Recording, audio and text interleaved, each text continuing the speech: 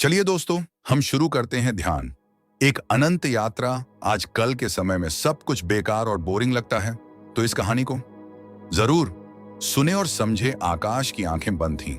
सूरज अभी अभी जागा था और उसकी कोमल सुनहरी किरणें अंबर कुमार की खुली खिड़की से झांक रही थीं। लेकिन अंबर के भीतर का आकाश घने काले बादलों से घिरा हुआ था। उसकी आंखें खुली थीं, मगर नींद और जागरण के बीच एक धुंधली सी लकीर पर अटकी हुई थी। उसका दिमाग पहले ही दौड़ लगा रहा था। आज की मीटिंग, कल की डेडलाइन, परसों का ईएमआई, बच्चों के स्कूल का फीस, बॉस का गुस्सा, एक अंतहीन अराजक भीड़ जो उसके मन के कोने कोने में धक्का मुक्की कर रही थी।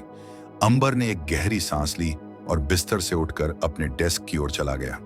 वहां एक कोने में एक नीली कुशन वाली एक छोटी सी आसन पड़ी थी, जिस पर धूल की एक हल्की परत जम गई थी।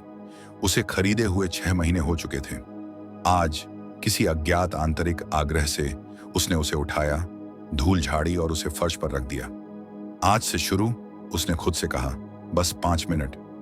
पहला प्रयास एक पूर्ण विफलता थी।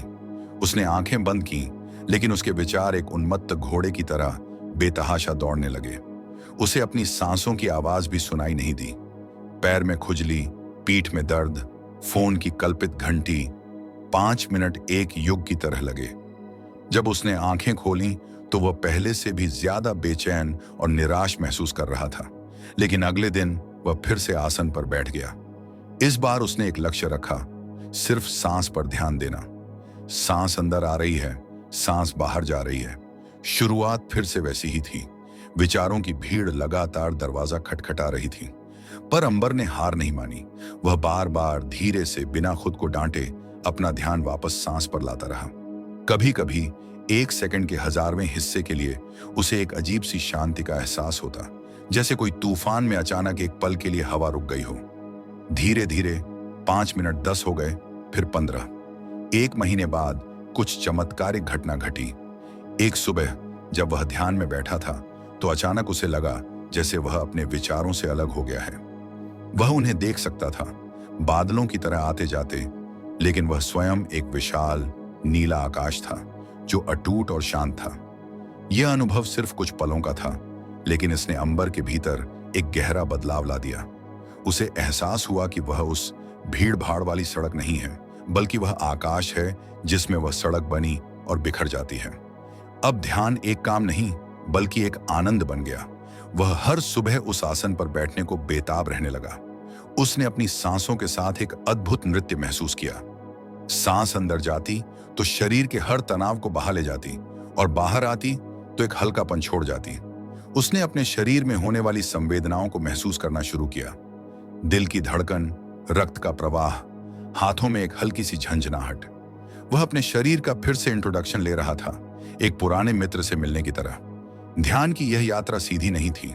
कई दिन ऐसे आते जब मन फिर से अशांत हो जाता, बीती हुई बातों का पछतावा या भविष्य का डर उसे घेर लेता।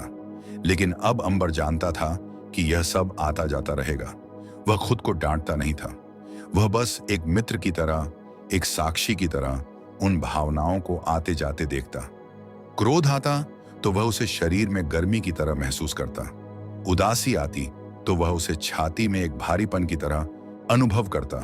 और जब वह उन्हें बिना जज किए महसूस करता, तो वे भावनाएं अपना आकार बदलने लगती और फिर धीरे धीरे विलीन हो जाती। इस इंटरनल क्रांति का असर अंबर के बाहरी जीवन पर भी दिखने लगा। ऑफिस की मीटिंग में जब सब लोग एक दूसरे पर चिल्ला रहे होते, अंबर शांत बना रहता।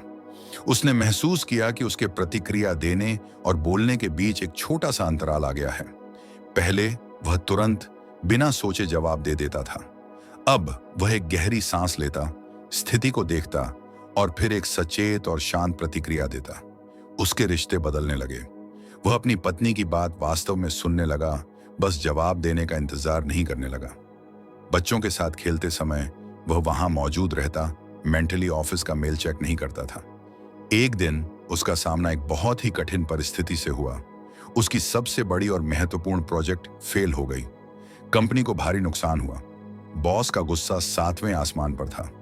पुराना अंबर होता तो या तो खुद को कोसते हुए डिप्रेशन में चला जाता या गुस्से में आकर इस्तीफा दे देता। लेकिन आज का अंबर अलग था। उसने खुद को घबराते हुए महसूस किया।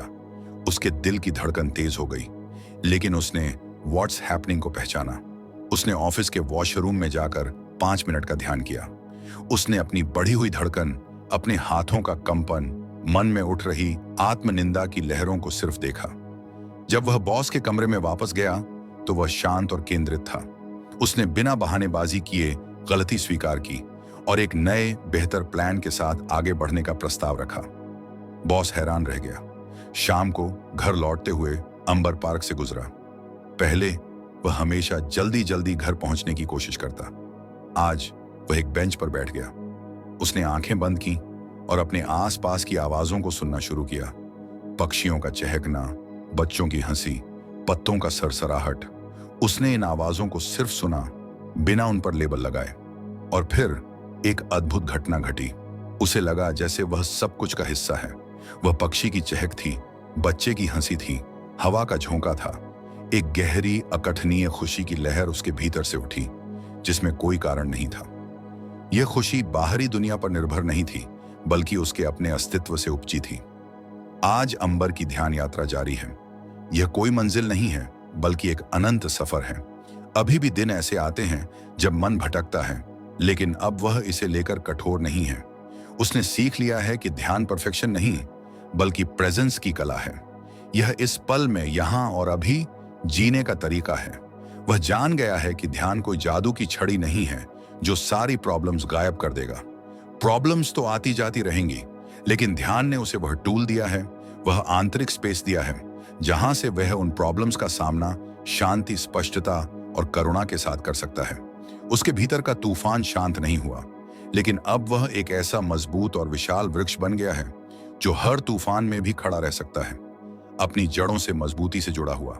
और इस तरह एक साधारण सी आसन और 5 मिनट से शुरू हुई यात्रा अंबर के लिए जीने की एक नई दृष्टि बन गई। एक ऐसी दृष्टि जो शांत, स्थिर और गहराई से जीवंत है।